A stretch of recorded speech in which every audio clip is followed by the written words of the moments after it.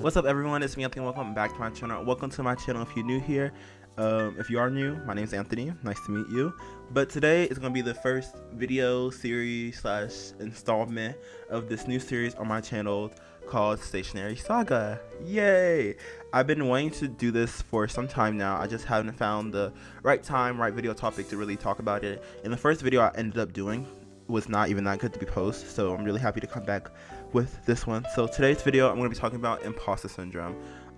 So before I get into the actual topic, I want to just talk about what Stationary Saga is. It's going to be where I kind of join with you guys and just talk about something I want to talk about. So it could be like something like as deep as imposter syndrome, or just how I've been doing or catching up with you guys. So make sure you guys stay tuned for Stationary Saga. I plan to be rolling out a lot more of these videos. But back to the topic. Today's video is going to be imposter syndrome. So we're going to talk about a lot of things dealing with it. So what it is, how I experienced it, and just how I kind of combat that and kind of cope with it. So let's get right on into it. So imposter syndrome can be described as involving the feelings of self-doubt and personal incompetence that persist despite your education, experience, and accomplishments. To counter these feelings, you might end up working harder and holding yourself to higher standards. And when I tell you that's exactly how I feel about some things in my life.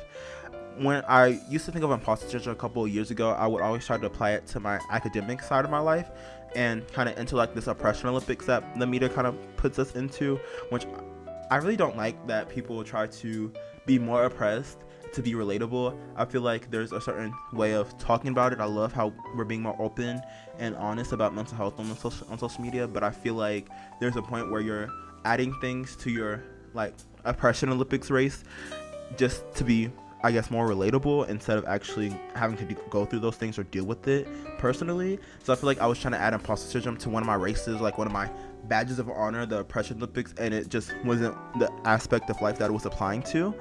But the ways I kind of experience imposter syndrome is I'm always trying something new with my content, or like trying to make it better, bigger, and better than before. And yes, that's kind of what you need to do with your content, but I feel like the way I was doing it was like, okay, well, someone else is doing this, I need to make sure that I'm 10 times better than them, or I'm always doing something. And the reason why I wanted to talk about imposter syndrome on this video is, one, because I didn't have any video, but two, one night a couple weeks ago, I was just really staying up because one day I was watching this video for someone and their content was really good. I was like, well, why can't my content ever be as good as theirs? Or like, no matter what I do, I won't be able to have the same content as them or the same quality as they do. And I feel like that just comes in a lot to play with like the smaller YouTuber edge, kind of, where you're comparing yourself to bigger people, and then also you need to be posting content 24/7 just to get seen. Just the entire debacle about it. And I just feel like that's where the entire imposter syndrome thing came in for me, because it's like, well, am I posting enough for people? Is my videos good quality content for people to watch? And I feel like I just kind of rush my content sometimes. I feel in some videos I can tell that the content feels a little rushed, and I kind of I blame that on myself, but necessarily also blame it on little, like I said, the small social media people need to be posting every week. If you can post 2 times a week, like, I feel that's a lot of pressure on someone to tell them to post once a week when half the big YouTubers don't even do that. So I just felt my content was being rushed. And then on top of that, like I said, I've been comparing my content to a lot of people lately, and it's not because I don't feel like my content's good enough. It's just when I watch their content, I'm like, well, why can't it be like theirs? Why isn't my content like theirs? What is stopping me from reaching the same heights that they have? And I've been given this great opportunity and I've accepted it, but I was talking to my friend, and they're like, well, if you're feeling these feelings, why would someone of this caliber reach out to you to work with you and, be around you and your content? I was like, yeah, but you still always have that feeling in the back of your mind. It's like, well, is my content even good enough to be working with these people? So it's a lot. Imposter syndrome has really affected me in like so many different ways. So I'm just happy I can like tell you guys about it, because I feel I've been holding in a little bit, but I'm gonna also tell you guys some ways I've kind of helped combat this feeling before this entire debacle last night. Well, not last night, a couple nights ago. Oh my god. First thing is positive affirmations. What they say, it really does work. I have this Pinterest board, I think I mentioned in one of my old videos, that it's called My Dream Life, and I have a lot of inspiring quotes on there. And a lot of things I want to be a part of. So my dream job is creative directory. So I have a lot of creative directory and films that I wish I was a creative director for.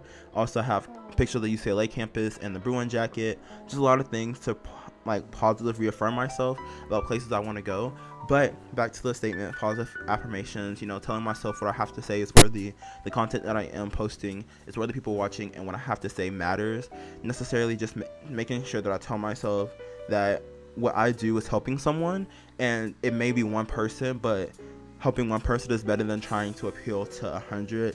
I feel that now I'm learning slowly that my content matters and what I have to say does matter to people, and trying to combat that in a way of making sure that I still love my content and I still feel like it's great quality content, but also making sure it's just kind of up there. I feel like that's a good way of putting it. Also, another way I try to combat this imposter syndrome, especially perfectionist, because I plan on talking about that again, is not thinking too hard about it. I was watching this live stream from She Meets City, and she was saying that as black creators, sometimes you tend to overthink your content because you want to be better than your white counterparts, because you know you're used to working twice as much for half the merit. And I feel like that's what I've been doing sometimes, just with a lot of my content, about like, oh, well, the thumbnail needs to look like this, it needs to be a clickable thumbnail, or the video needs to be as great quality or even better quality, or just kind of making sure that I'm better. And I feel like that's where my imposter syndrome comes in, because it's like, well, I'm doing what these people are doing, but I'm not getting the same results, so what's kind of going on?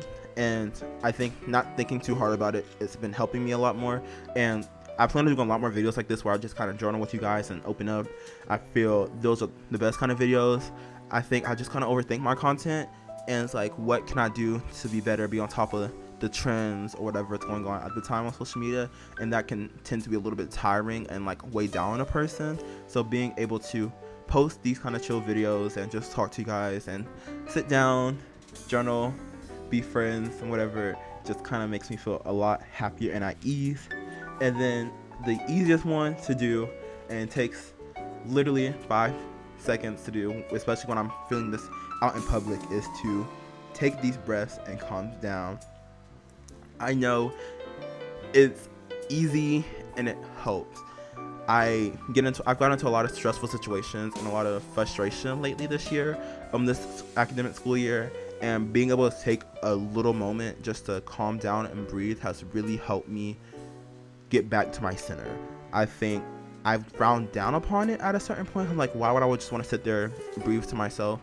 But really taking the time to calm down and breathe helps me do a quick little reset for whatever I'm doing and just kind of calm down and get back into the mojo. I used to thought it was like really weird, like who would do that, but it really does help, and I'm really happy I've learned how to use it to my advantage.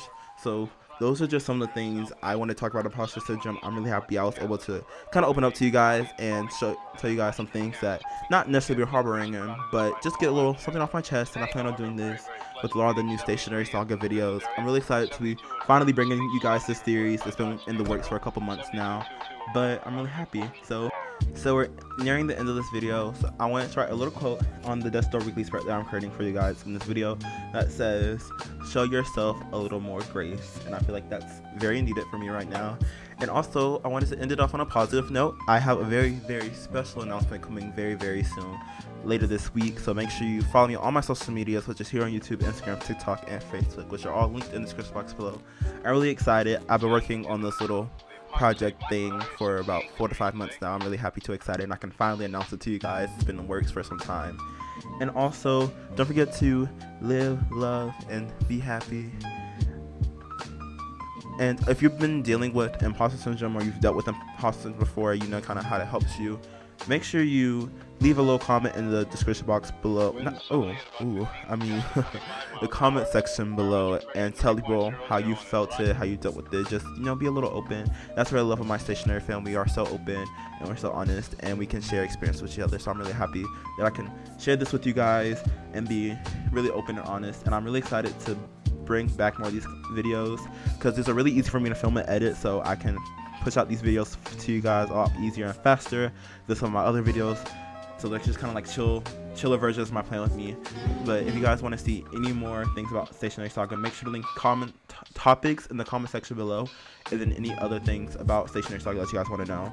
But that is it for this video, and this is the weekly spread I created for the week next week, not the 1st to 7th, the 8th to the 14th. But yeah, bye my stationary fam.